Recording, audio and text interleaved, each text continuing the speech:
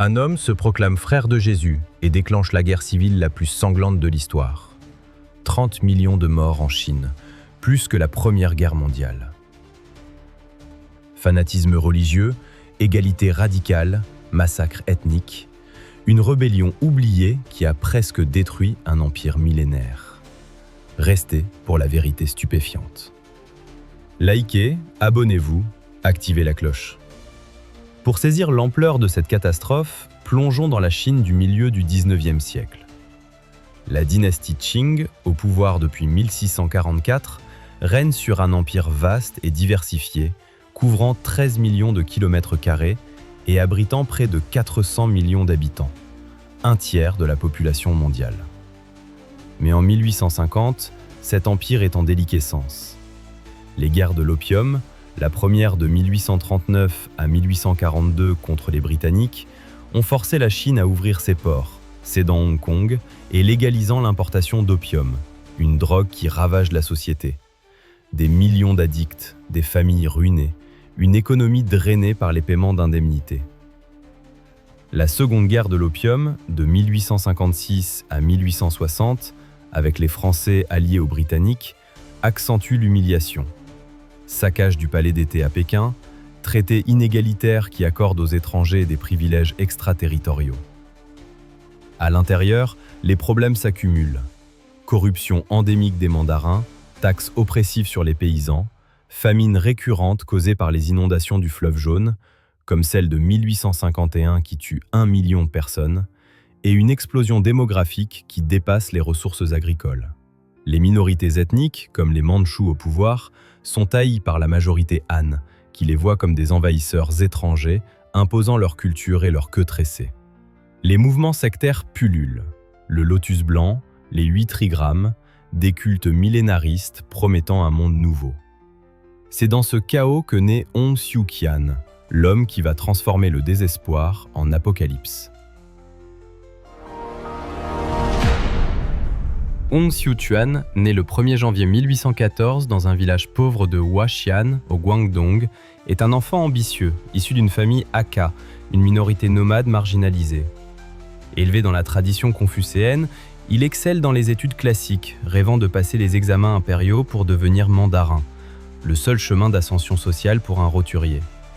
Mais Hong échoue 4 fois, en 1828, 1836, 1837 et 1843 à Canton. Chaque échec le plonge dans une crise existentielle. En 1837, après un échec particulièrement dévastateur, il tombe malade d'une fièvre intense qui le cloue au lit pendant 40 jours. C'est lors de cette hallucination que sa vie bascule. Il voit des visions célestes où un vieil homme en robe dorée, Dieu le Père, lui révèle qu'il est son fils cadet, frère de Jésus, chargé de vaincre les démons sur terre. Les démons, les Mandchous Qing, représentés comme des serpents et des dragons dans ses rêves. Influencé par un tract chrétien, Bon mot pour exhorter le monde, distribué par le missionnaire américain Issachar Roberts, Hong réinterprète ses visions en termes bibliques. Il est le Messie, envoyé pour établir le royaume de Dieu en Chine, purgé des idoles confucéennes et des oppresseurs étrangers. Il baptise ses proches, détruit les tablettes ancestrales et commence à prêcher. En 1843, après avoir lu une Bible complète, il fonde la Société des adorateurs de Dieu, un culte syncrétique fusionnant christianisme protestant, sans trinité avec Hong comme prophète, confucianisme réformé, égalité sociale, et taoïsme millénariste, fin des temps imminente. Ces idées radicales, abolition de la propriété privée, égalité des sexes, redistribution des terres, interdiction de l'opium, du tabac et du concubinage, attirent les déclassés, paysans ruinés par les taxes, femmes opprimées par le pied bandé et le mariage forcé, mineurs exploités dans les montagnes du Guangxi, et surtout les Hakka, persécutés pour leur dialecte et leurs coutumes. En 1847, Hong s'installe à Thistle Mountain, où son mouvement explose. De 2000 à 10 000 fidèles en un an. Les persécutions des autorités Qing, qui voient en lui un hérétique, accélèrent la radicalisation. En janvier 1851, à Jintian, Hong proclame officiellement le royaume céleste de la Grande Paix, Taiping Tianguo, se couronnant roi céleste et déclarant la guerre sainte contre les démons Qing.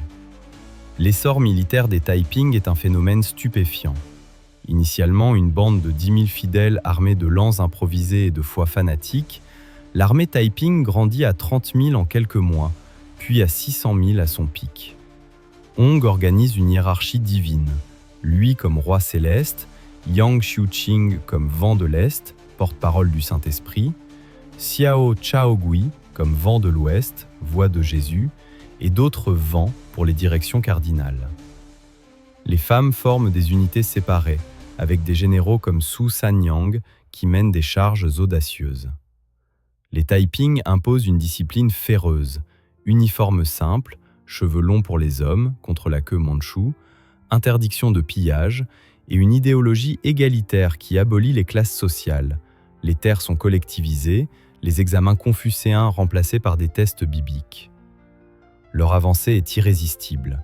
En 1851, prise de Yongan, où Hong imprime sa Bible révisée et établit des lois Taiping, égalité foncière, interdiction de la torture, éducation pour tous. En 1852, conquête du Hunan et du Hubei, avec des batailles comme Changsha, où 40 000 Qing sont défaits par des charges suicidaires Taiping. En mars 1853, la chute de Nanjing, l'ancienne capitale impériale du Sud. Les Taiping massacrent 30 000 à 40 000 Mandchous dans un génocide justifié par leur théologie. Les Mandchous sont des démons imposteurs. Hong fait de Nanjing sa nouvelle Jérusalem, construisant un palais extravagant avec jardins paradisiaques et harem, malgré l'interdiction du concubinage pour les autres. À son apogée, le royaume Taiping contrôle 10 provinces, 600 villes et 30 millions d'habitants, avec une administration efficace. Impôts justes, armée professionnelle et réformes progressistes comme l'égalité des sexes, femmes soldats, éducation des filles et l'abolition de l'esclavage. Mais cette utopie cache une tyrannie. Les dissidents sont exécutés, les temples non chrétiens détruits et les purges internes commencent.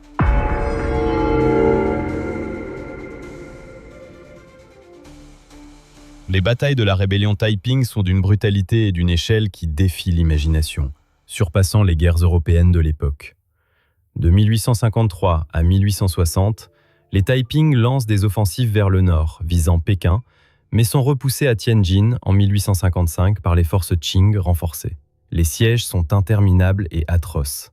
Anqing en 1860 à 1861, où 16 000 Taiping affamés se suicident collectivement plutôt que de se rendre, leurs corps jetés dans le Yangtze pour empoisonner l'eau. Bilan d'une seule bataille comme Suzhou en 1863, 30 000 exécutions après capitulation, ordonnées par les généraux Qing pour purger les rebelles. Les Taiping répliquent avec la même férocité. Lors de la prise de Hangzhou en 1861, 70 000 Qing et civils massacrés. Les famines artificielles, causées par la destruction des récoltes et des infrastructures, tuent des millions. La province de Jiangxi perd 75% de sa population. Les luttes internes minent les Taiping. En septembre 1856, une purge paranoïaque ordonnée par Hong tue 20 000 de ses propres leaders, dont Yang Xiuqing, accusé de trahison, affaiblissant drastiquement le commandement.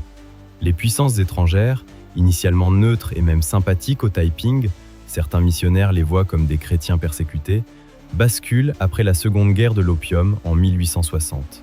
Britanniques et Français, craignant que les Taiping ne menacent leurs concessions commerciales à Shanghai, fournissent armes, munitions et conseillers aux Qing.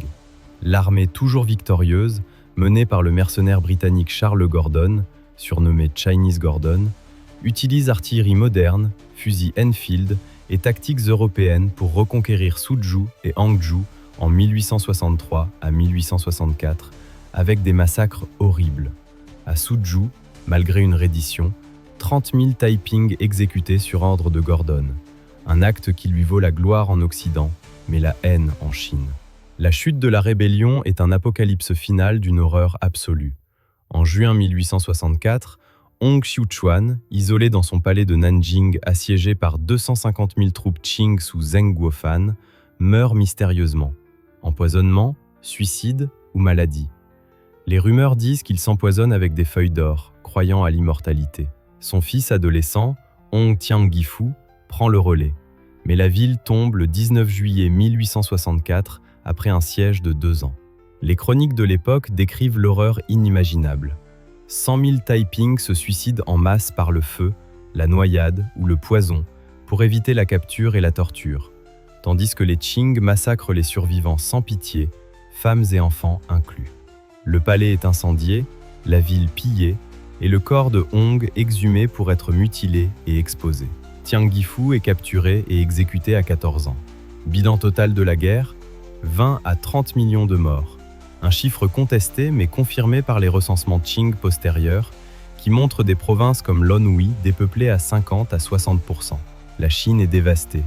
Économie ruinée avec des champs abandonnés, infrastructures détruites, canaux, routes, temples et une démographie chamboulée qui met des décennies à se remettre. La dynastie Qing survit, mais mortellement affaiblie, jusqu'à la révolution républicaine de 1911 menée par Sun Yat-sen.